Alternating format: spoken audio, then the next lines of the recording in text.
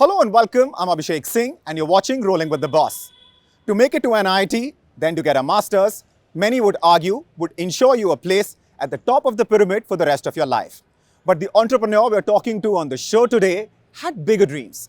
And his dream has ensured that a whole lot of Indians who wanted to buy a car could do it cheaper, sooner and without much of a hassle. The founder of Cars24, Vikram Chopra,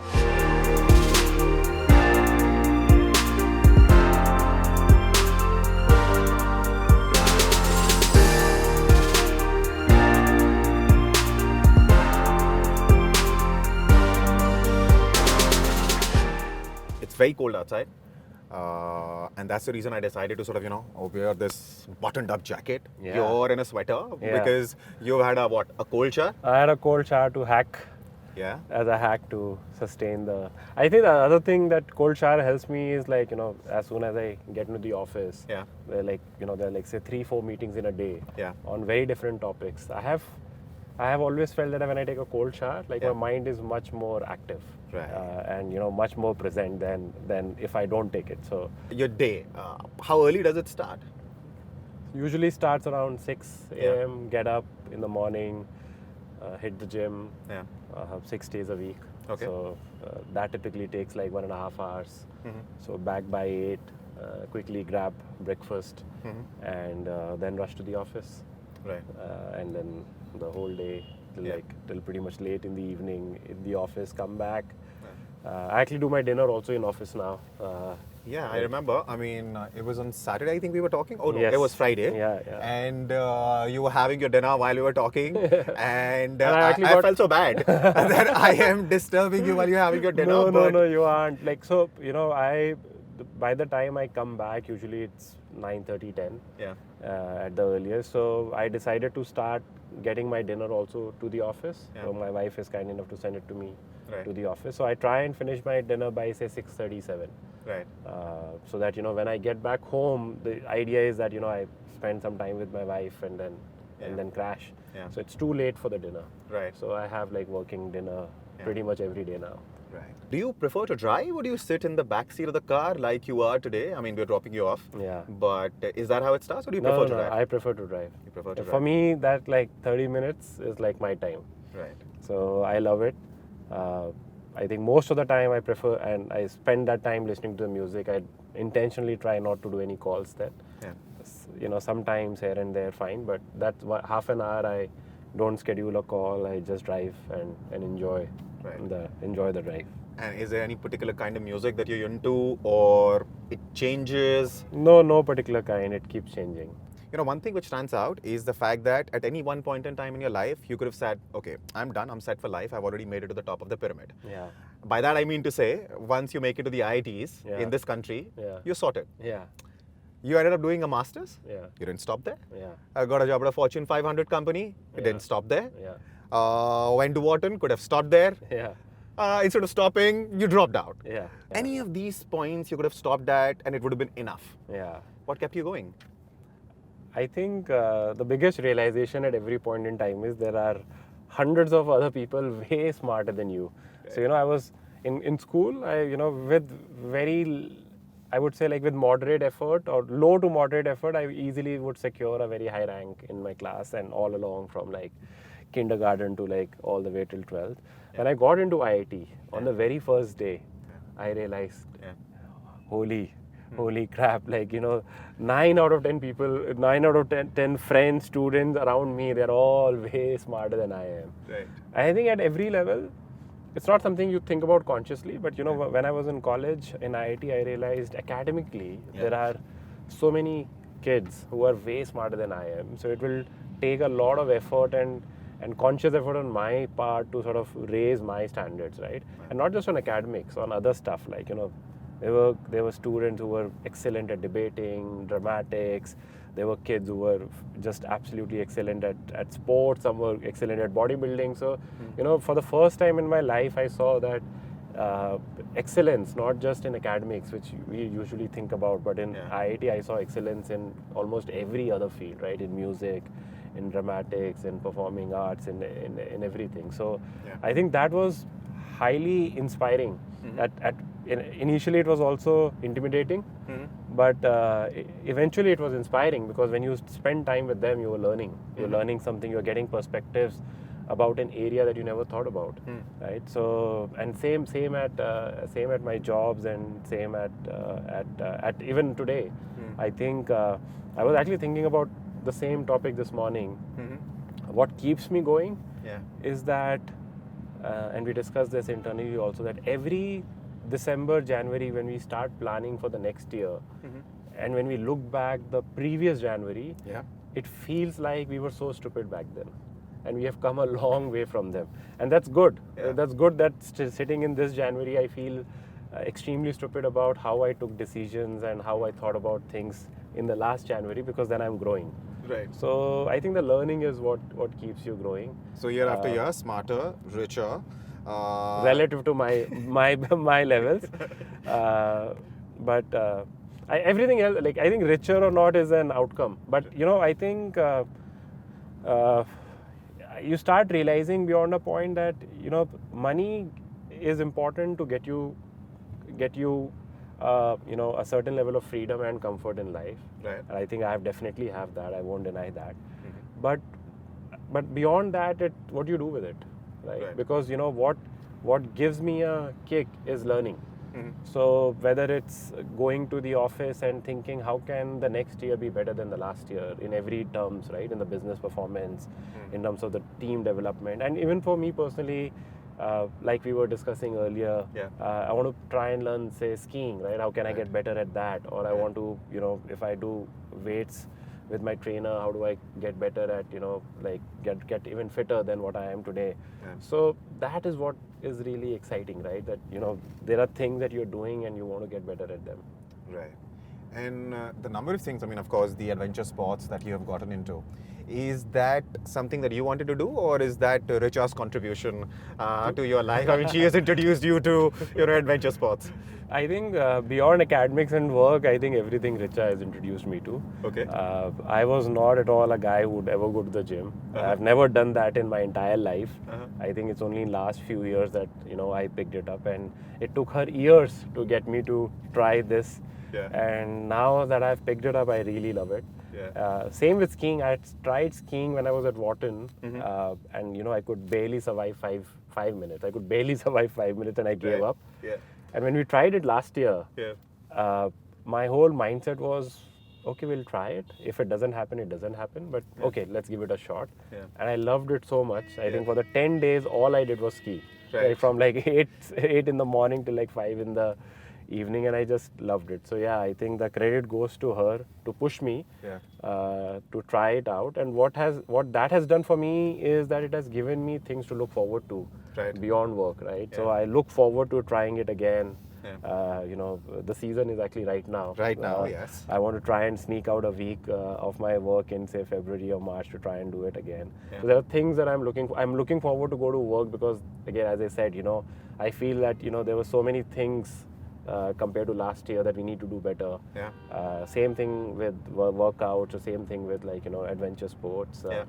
Or anything else, as our kid is growing up, Richa and I discuss, when if Ivan, say, I don't know what he'll pick up, but let's say if he shows interest in music, then we can also try and learn alongside him, right, with him.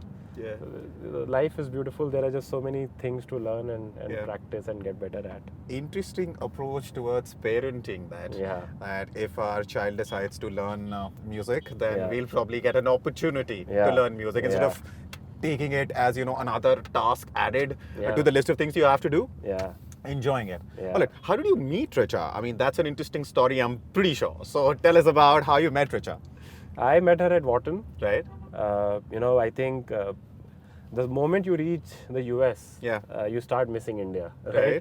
So the first thing you do is you want to find Indians to hang out with. Indians or Indian girls? I mean, I mean, initial idea was to find Indians. But at Wharton, because a lot of people from McKinsey every year go to Wharton, Harvard. So I had people I knew from my McKinsey days who were at Wharton. So I went to meet them, and that's how I met Richa. But you were barely there. You dropped out. I was there from I think the semester started in August late August, then I was back in January, early January. And during that period of time, you not only met her, you also managed to woo her, and then of course, and eventually, obviously, you guys married, but that happened a bit later. How did that happen? I think in Wharton we spent some time. I think by the time I met her, it was already a month had passed, and then I started to get to know her. And by the time I left, so that was definitely a short time. But since she was a year ahead of me, so she was coming back in April, May. Oh boy, that's because she would have completed her second year. That's such a scoop, right? I mean, you didn't only manage to, in this brief period of 4 months, you didn't only manage to find her, then woo her, but she also happened to have been your senior. She was my senior, so it worked out well. She came back to Gurgaon, to Delhi, and then we could spend much more time together. Right. All right. And then about the wedding, I mean, I've heard some interesting stories about wedding as well, that, instead of a horse, you arrived at the wedding on an elephant. I think it was a great idea to get married in Kerala, in Kovalam, at a beautiful place with lovely sea views. But it's in Kerala. They don't do weddings, Punjabi weddings, like we do it here in the north. Right. So the only thing she could figure out and arrange was an elephant. Right. So the Chopra boy, instead of a horse, decided to get on an elephant. I got up on an elephant. Yeah. Now you have a son. Now we have a son who's almost 3.5 years old now. So must be about to start school. He's going to the kindergarten. Yeah. And now he will start his school. Right. In the coming session. Do you get enough time to sort of, when it comes to dividing the parenting responsibilities between you and Richa? That's a good question. So I think, honestly, not when I'm working, because morning, with the workout, and then by the time I come back, he's gone to his school typically, and in the evening, by the time I'm back, he's gone to bed. But Sundays, I try to spend some time. But especially when we are on a vacation, I think that the big change that I've made is now I try to sort of keep my day during vacation to not do any work and spend as much time with him. So, like we were in Goa during the New Year time. So, going with him to the beach or to the pool, playing with him in the sand. So, during vacations, I try to maximize the time with him. But he's also growing up. He likes to spend more time with his friends. That's how I rationalize it for me. Right. I have asked you so many questions about Richa and her role. When I was talking to the people that I was talking to, what stood out was the role that she has played in your life. So talk to us about that period when you must have told her that, okay, I'm not interested in doing a job anymore for reasons X, Y, and Z. And now I want to start up. What was her reaction? I think one interesting thing that we never think about, but our relationship has been that we keep inspiring each other with our areas of interest, and now I see that in hindsight, but you never think about it actively. So I think when I decided to start up, she also came back and started her own thing, right? So I'm sure at some level, subconsciously, maybe, I'm not sure if she was thinking earlier or not, but my decision. You're just trying to take some credit for her decisions, but all right. For the timing, we'll give you that. So, I think she was immensely supportive. And, I think, I've been fortunate that even my parents were supportive. My parents were like, I don't know what you are up to. What is this internet e-commerce thing? Because, back in the day, 2012, it was still a concept that wasn't understood. But they were very supportive. Obviously, everybody asked me, it's only 1.5 years you complete and come back. But there were two things on the back of my mind which made me take the plunge. One was, it was bloody expensive to get educated at Wharton, right? Yes. And I thought that if I had already taken a loan, and I said, like, if I'm going to spend 1.5 years, I would have enough debt on me, which would, be on the back of my mind that I need to pay this off, and might force me to go back into a job, right? So what feels like an additional 1.5 years might actually turn out to be several more years beyond that. Right. And second most important was, I wasn't enjoying what I was doing at Wharton from a academics perspective. From personal life perspective, of course, you were, yes. But things were on track. I was like, like going through this finance and accounting 101s, and what will I do with them, right? I mean, so I wasn't. So I wasn't very gung-ho about it. So I said, let's go back. We'll see whatever happens. Yeah. And you decide to come back. Yeah. And then, of course, you decide to do your first startup. Yeah. Fab Furnish. Yeah. And so, where did that idea come from, and why furniture? So when I was my first job was with McKinsey. My second job was with Sequoia. Yes. When I was at Sequoia, where the work is to invest in startups. Yes. E-commerce had started to happen, right? Flipkart was taking shape already, and back then I was a younger guy, right? Yeah. Who felt that I could see the trends before my bosses and the older guys are seeing the trend. Right. So I was over enthused about the opportunity of e-commerce in India, and that e-commerce will spread into every category. Right. And we had this theory back then that especially in categories like furniture, where even the offline is so poor because of the nature of the category, you need a lot of space to showcase sofas and beds. They are better suited to be done online. So that was the whole, but it was all theory, honestly. But then by then, I mean, you're talking about 2014, 2015. 12. Okay. But Flipkart was already around the corner. Yeah, Flipkart was around the corner. But they were not, but nobody was doing furniture then. Right. No one was doing home and furniture as a category. Yeah. So that was the... So the idea wasn't bad. The idea wasn't bad. I think it's still, I mean, some companies have done well. And I think if you take a 20-year view, that idea will always be. Maybe it's a combination of online and offline. Yeah. But I think the idea holds. So what went wrong with that startup? Because you did decide to pull out. Yeah. Actually, I think from the beginning, as a very young guy, I was just excited about doing an idea and not thinking about it holistically, right? So we did that with Rocket Internet. Rocket Internet, was great for me to get started with my idea, but then they take the significant part of the equity with them upfront, right? Right. Which then sort of creates a misalignment of incentives from a longer term view. Right. Because when you start at that age and with such a nascent startup ecosystem, I wasn't sort of thinking as hard about equity and my shareholding, etc. Yeah. So I think that was principally the reason. The business was doing pretty well. Right. But then I was very clear that the blood and the sweat that I'm putting into it, unfortunately, it was my mistake that I didn't structure it in the right way at the beginning. Right. And that's what I try to advise anybody that I speak to now, that because what happens is when you start a company, everyone is only thinking about the idea and how can I get going with it immediately. Yeah. But you need to think about your cap table, you need to think about the founders that you're working with, because you're doing it for next 10, 20 years, which are the prime years of your life. So that was the reason we decided to sell it to the future group, because that was the right decision for us and for the shareholders. Yes. And then start afresh. Right. So business sophistication, I think, was the big lesson that you perhaps learned from the first startup. Absolutely. And to what extent those lessons that you learned helped you sort of come up with the idea for Cars24 and then sort of implement that and now see it where it is?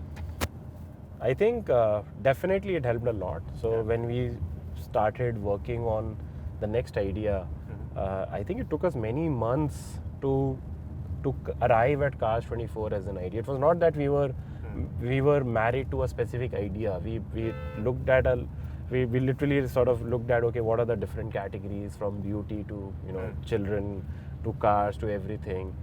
We spoke to people. We literally did a lot of ground up work to try and figure out, okay, where could be an opportunity. Given at Fab Furnish also, we realized that supply was a bigger problem than demand. So that sort of struck a chord with us when it specifically to cars, and that's where we jumped into cars. But there was a lot of planning even back then we did in terms of running small pilots even before starting the company. Okay. So we literally, pretended to be car sellers and went to used car dealers and asked them कि भैया आप मेरी गाड़ी कितने में लोगे? Observed how they behaved, how they priced the car. Similarly, we pretended to be the buyers and did the same exercise. So we did a lot of these activities even before we started the company to build some conviction, which we didn't do at Fafanish. At Fafanish, we said, theory hai, idea hai, let's jump into it right away. This time, we said इस idea को थोड़ा सा ठोक बजाते हैं, like let's sort of get a sense of whether this works with few cars and then jump into it. And that helped. But honestly, if I look back today, you know, I cannot ever underestimate the factor of luck when you do an idea, because what works at a 5-car level may not work at a 500-car level. Right. And so I think as an entrepreneur, I have to always try to keep myself grounded and make me realize that, you know, the luck also plays a big part, because there are many things that you don't, you know, you cannot anticipate. So I'll give you an example. When we started, we had no idea whether, you know, the used car dealers will eventually start buying cars from us online. You know, I think it's such a counterintuitive idea in a country like India, where a car is seen as an aspirational object, right? Correct. And you are thinking about selling used cars. And to be able to do something in India and make money out of it, you have to do it at scale. I mean, in any market, obviously, but definitely in an Indian market where the margins might be so low, right? To come up with that idea in itself probably required a bit of naivete, would you say? Absolutely. I think for us, what worked was that, you know, the dealers, used car dealers, were very receptive to buying cars online on an app. And that is what allowed us to scale the business. If we were trying to buy one car physically, then try and physically show the car to the dealers, it will not work. What worked for us was that if you wanted to sell a car, we only inspected your car, didn't buy it. We ran a real-time auction and get the bid from the dealers for that auction, and basis that bid, make an offer to the seller. So as a seller, आपको पता भी नहीं चलेगा कि ये price Cars24 नहीं दे रहा है. आपको ये लगेगा Cars24 दे रहा है, but मैं नहीं दे रहा हूँ. Actually एक dealer दे रहा है वो price. So I could build this business without inventory, without actually taking the pricing risk, and getting these real-time prices from the dealers through the auctions. अब ये how? That's a very smart way to do it. Otherwise, you would have needed so much money to get all of these cars first. So much money, so much land to put these cars physically in so many cities, it's just impossible. But ये how, कैसे आप एक दिन में नहीं figure, ये आप how आप जितना भी, you know, you can brainstorm with your friend, it can't get figured out. This how happened organically, this how happened one step at a time, right? Even today, you know, we often think that we have had so many missteps along the way of building Cars24. The product market fit of this proposition of running online auctions is so strong that even our missteps, touch wood, doesn't sort of shake the you know, fundamentals of the business at all, right? Even through our missteps. So, I mean, honestly, that's the luck part I was talking about. Sometimes it's a combination of timing and sort of hitting the right, you know, right thing. That is not something you can, you know, no matter how smart you are, you know, you need to get things going for you for that to happen. And I think another thing where you've been really, another area rather, where you've been really lucky is also that you have a great set of co-founders. Tell me about how you met your co-founders, Mehul, Gajendra, Ruchit, how you met them. And this is one of the things that, you know, when I was doing my first startup, I think, you know, when I started Fafanish, it was all pure adrenaline rush, that I wanted to build something, I want to do it. And then along the way I realized this is a very long journey. Maybe I'm going to spend the rest of my life doing this. If that's how it's going to be, the people that I work with as a decision becomes super important. So working with Mehul, Gajendra, Ruchit was a very conscious call coming out of it. You know, it was less about smarts, it was less about what expertise a particular person brings to the table. It was about working with friends who you have a great rapport with, a great vibe with, right? but at the same time you can work professionally, and Right. that's very hard, right? In fact, Gajendra, for example, is my college friend. We know each other from 2001. Right. And I remember we had this explicit discussion that, look, you know, eventually between us, even as co-founders, if there's a decision to be taken, which we can't agree on, then I have, one of us has to take that. Has to have the veto. Has to veto, and I am having that veto. And I hope that in any way doesn't sort of come into our personal relationship in any way. That's very hard, right? Again, an area I am honestly blessed and lucky that we continue to work together. We work professionally. We are very accountable to each other. Even before we started this conversation, I was talking to Mehul, and I was asking him, "Bhai, kya numbers chal rahe international ke? And how are you going to sort of take it to the next level?" So we are very accountable to each other, but at the same time, we are very friendly. We are very supportive. There's great vibe. We like spending time. I mean, office में 12 घंटे के बाद भी we can go out with each other and not feel that enough of you. So I think that's great to have such set of people to be alongside with you as co-founders. And by the way, that extends to my rest of the team as well, I would say. Right? Most of my team members have been around for a really long time. It's a very young company, 8 years, but whoever has joined in like 2018 is still around and so on. So it extends to the rest of my team as well. Yeah. 2018. So a year before the pandemic. Yeah. And not many had heard much about Cars24. Yeah. Why? Why was that the case? Because you guys had raised a considerable amount of money. Yeah. Now that's public information. Yeah. But why was that the case? I think, the way... Because what happens is, every time you raise like some funding, say 10 million, 50 million, 100 million, the first thing you do is, you send it to the PR sends it to the news organization, it gets published, your photos everywhere. So, I think, how you build a company to some extent also gets shaped by how you are as a person. So naturally, organically, Mehul and my rest of co-founders and I are more inward looking. Right. So for us, building it to a point where where we are very confident that, look, this is super credible, was far more important than doing the PR. Right. We actually worried about that. Are we going to speak about it too soon? Because the idea might get stolen, or that was also one of the reasons that we didn't want others to get excited about the idea. But also we wanted to ensure that the idea is proven to us like very credibly before we go and talk about it. But of course there was also this thought that everybody thought that this is the most idiotic idea ever.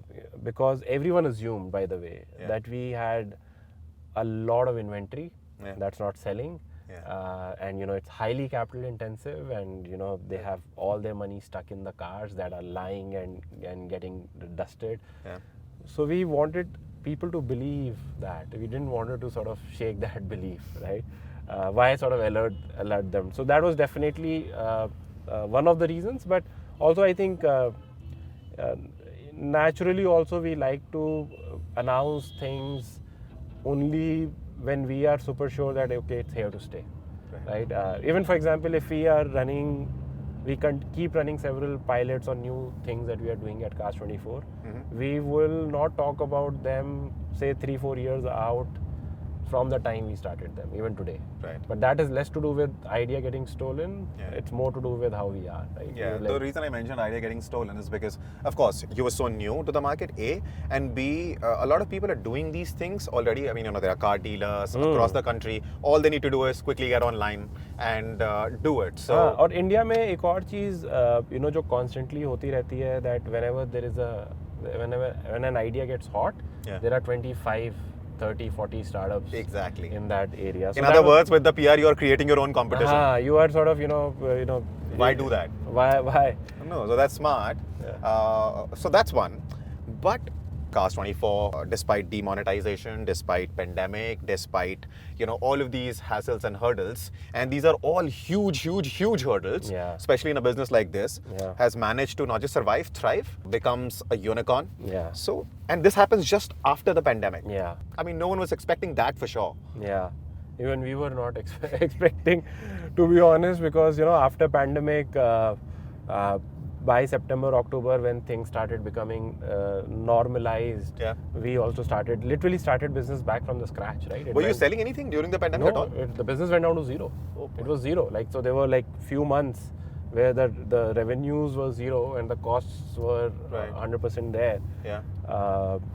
But we at that point we didn't know how long this will last. Honestly, we had no idea. Nobody knew. But we were like, let's wait it out, because again, our employees these are the times when your character gets tested. So do you start cutting employees and in the name of saving money from month one, or do you try and delay it out till 6th, 7th month? So I remember specifically speaking to the board about it and telling them I'm not going to do anything for the next 6 months at least. And this is April. We had no idea.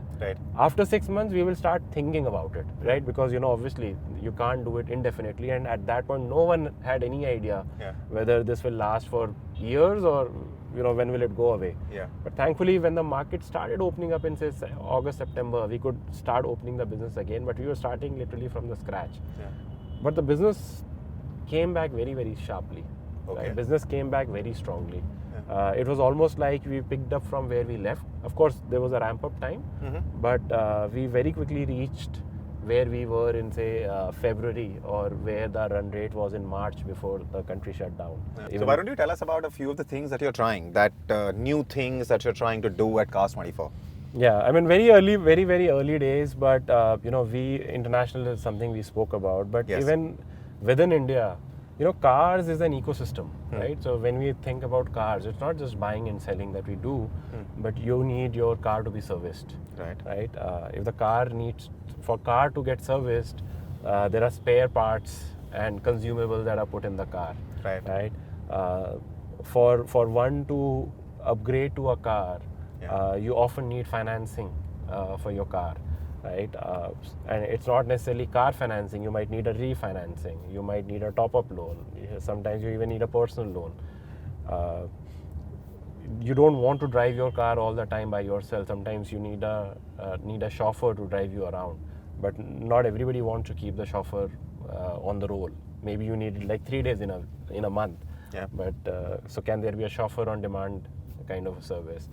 Today, as things are getting digitized, we know that we get challans on our cars, right? There are cameras everywhere. You get a ticket later on your email or SMS that, there's a penalty to be paid. So how can customers pay these things? So, we are now beginning to say that, look, the needs of the consumers are far beyond buying and selling. They need to get their car serviced. They need a chauffeur for their car at times. They get these, challans and the traffic fines. How can we help them pay them? So and even if you want to apply for your driving license, how can cars? So those are the potential areas of expansion. Exactly. The car buying and selling ecosystem. It's such an interesting market to work in. You go to Old Delhi, there are certain markets where you have these. So tell us some interesting stories. बहुत सारी stories हैं. Yeah. तो gun ones निकल आई हैं Really? Yeah. So our core business, when we started, we bought, as I was saying, we would buy cars from sellers and then sell them to the dealers, right? Now, all of this today happens online. It didn't happen online all along, right? So, when we were getting our app ready, we didn't know whether it will work or not. We were running it more physically. So, there would be times when a car was won by a particular dealer, but then we ended up by mistake selling it to another dealer. Because the whole process was offline. And that would sort of, I remember I was at my parking yard and these two dealers literally were holding each other by their neck. And the guy was like, I'm taking my gun out now, but I want this car.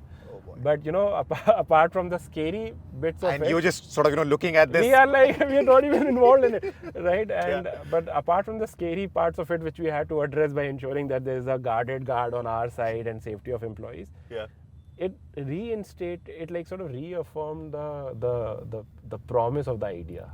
Right, that there is so much demand for these cars that apart from the scary bits, we are on to an idea which is special. Our parking would, back in the day, I'm talking early 2015, 2016.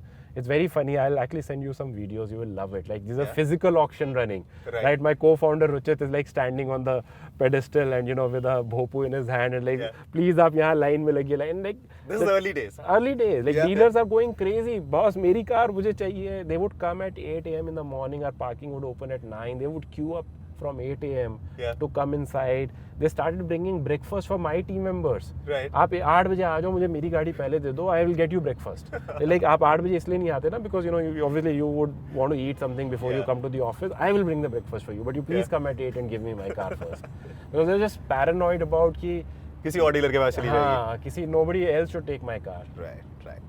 Also, one thing which happens on all the apps invariably is a bunch of people trying to scam, whether it's drivers, when it comes to Ola or Uber, or even the customers for that matter.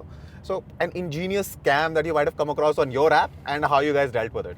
बहुत scams होते हैं. Yeah? बहुत होते हैं. See, by definition, we are buying thousands of cars a month. Right. So, by definition, we attract scamsters who think that, car में कुछ issue है, तो Cars24 को निकालने की कोशिश करते. So I'll give you an example. If you have bought a car on loan, right? To sell the car, you need a no objection certificate from the bank. Right. So people would try and fake that no objection certificate. They would sort of bring a nakli, jali, no objection certificate and sell the car to us. And then when we apply to the RTO, we would realize that, oh boss, we owe a certain amount of money to a certain bank now. To a certain bank, right? Yeah. Sometimes people would have a personal loan that they are unable to pay, so they would sell the car. But what the banks have done smartly is that they would not give us the no objection certificate, because they would say this guy has paid off the car loan technically through you guys, but he still owes a lot of personal credit card bill. So yes, and then cars with with accident history, people will try and hide it.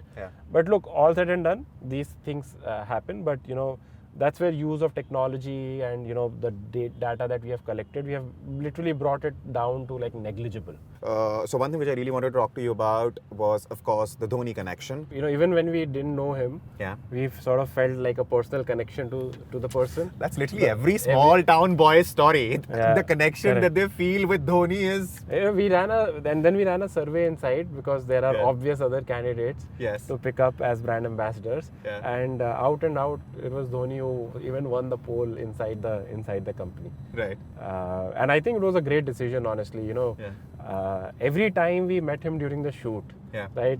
Even those 15-20 minutes that we would try and get in the break, right? He would, all of us, me, my co-founder Gajendra, we would start asking him about how do you manage your team? How did you manage your 11 players and change of the teams and the situations, the pressure situations? And he would have he would calmly, patiently explain his philosophies, principles, nuggets, what he has learned, very grounded. I think from him, every time, we met him, my biggest takeaway is, how can this guy is 10x more grounded than I am, right? 100x more grounded. So again, there's something you can learn, because it's not a chota difference, it's a huge difference.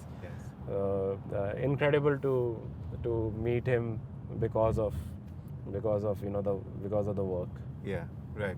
No, because see, the thing is, Dhoni has been talking about how he does what he does for a very long time, because he gets asked all of these questions. But the funny thing is, nobody else seems to be able to do what he does, and as successfully, for sure. Yeah, feels like he's doing it effortlessly. Yeah, exactly. And I think sometimes it's true for the business also. You have, if you keep, for example, if I keep thinking consciously about I have to grow my revenues and I have to grow my profits and I have to get into this valuation, you sort of put up a pressure on you which subconsciously impacts you. So while you have to keep ambitions and goals, but on a day-to-day basis, you have to also forget about them and just enjoy the process. I think Dhoni, every time we have met him, has spoken about that. It's a very hard thing to do. Yeah. It's very hard thing to do, right? Because if you keep getting bogged down by the goals, then you stop enjoying the process. Yeah. But enjoying the process is what will eventually lead to the outcome. So it's a balance again of to think about the 3 years, 5 years out, but also, or 10 years out, but also not get bogged down by it on a daily basis. Right. And did you discuss any of your poker strategies as well with Dhoni? Because I mean, you happen to be like, a poker fan, play poker a lot. Yeah. And that kind of mind, that kind of calm mind perhaps can really help you in a game of poker. Because your poker parties apparently are also something which people talk about a lot. So what is this obsession with poker? Poker, I think, is I often discuss with some of my friends that, poker is like a compressed version of your life.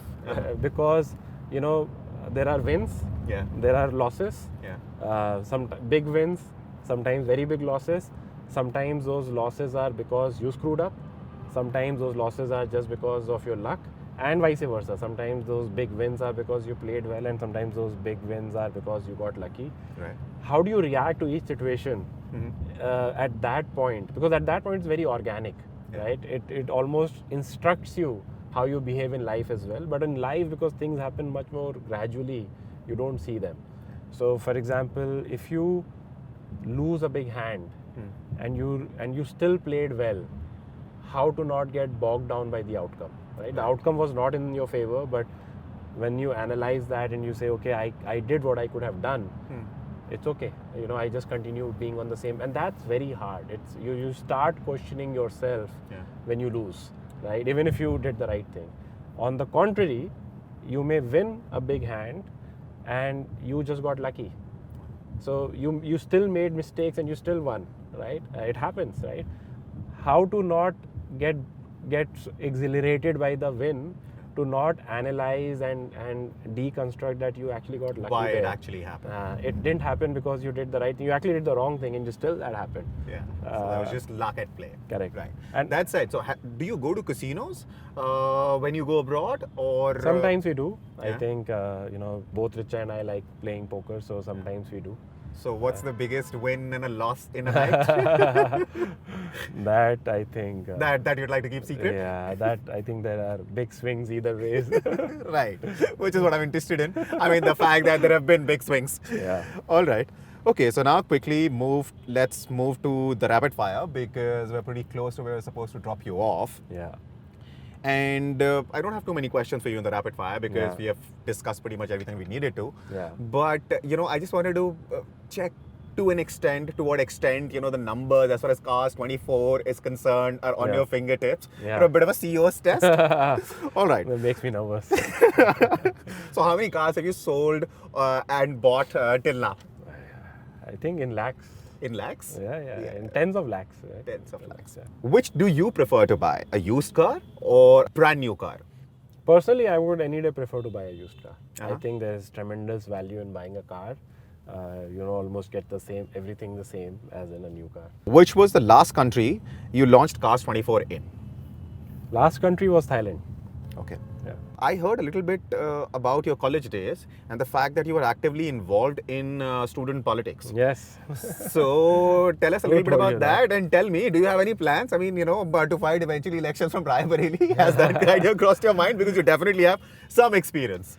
No proactive plans, but a few days ago I had the privilege of attending an event with Shri Piyush Goyal. Right. And I was just amazed how hard he and his team are working and listening to startups and trying to solve their problems. Yeah, I think 52 of you went and met the minister. I think the biggest takeaway for me after that meeting was I was definitely very inspired to try and take out some time to do something for the country, right? I think that was like, if I ever try and do something, I think that would be one of those pivotal moments for me personally, where I was so inspired to see the extent and the energy. Like, the meeting went beyond 11 at night.